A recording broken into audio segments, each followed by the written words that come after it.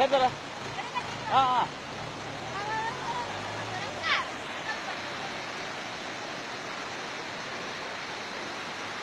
வணக்கம் நண்பர்களே, நீங்க பாத்துக்கிட்டு இருக்கிறது வந்து தமிழ்நாட்டில் உற்பத்தியாகி கேரளாவில் சும்மா ஆத்துல கடல்ல போயிட்டு கறக்குது. இது ஒரே ஒரு ஆறை தான் காட்டுறேன். இது மாதிரி ஒரு 7-8 ஆறு வந்து இந்த தண்ணியை வந்து ஆத்துல போய் கடல்ல போகுது வேஸ்டா. இந்த தமிழ்நாடு அரசியல்வாதிக ஆந்திராவிலையும் கர்நாடகாவிலையும் கேரளாவிலையும் கெஞ்சிக்கிட்டு கிடக்குறானுங்க.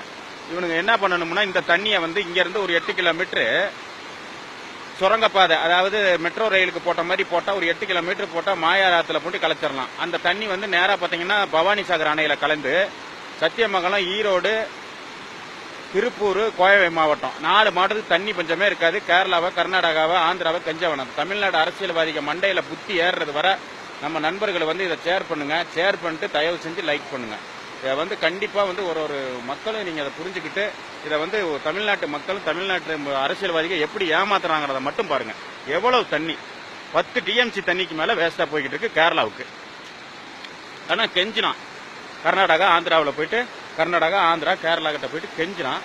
ஆனா அவனுங்க வந்து இந்த தண்ணி இவ்வளோ தண்ணி கேரளாவுக்கு வேஸ்டா போய் கலந்துட்டு இருக்கு. இவனு அவங்க மண்டையில ஏறுறது வர நண்பர்கள் வந்து இதை ஒரு லைக் கொடுங்க. லைக் கொடுக்கறதோட அதை உங்க நண்பர்களுக்கு ஷேரிங் பண்ணுங்க.